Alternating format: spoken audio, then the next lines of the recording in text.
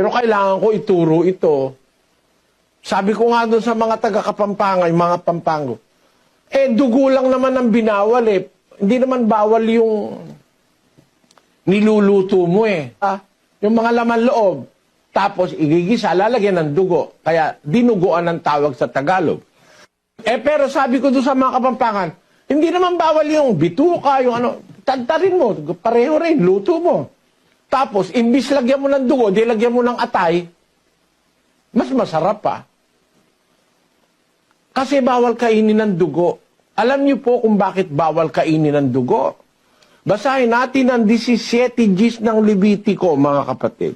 At sino mang tao sa sangbahayan ni Israel o sa mga taga-ibang bayan na nakikipamayan sa kanila na kumain ng anumang dugo, ay aking itititig ang aking mukha laban sa taong yaon na kumain ng dugo at ihihiwalay ko sa kanyang bayan. Galitan Diyos sa taong kumakain ng dugo.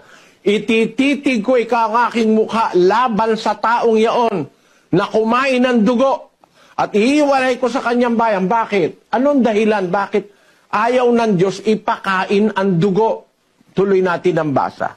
Sapagkat ang buhay ng laman ay nasa dugo at aking ibinigay sa inyo sa ibabaw ng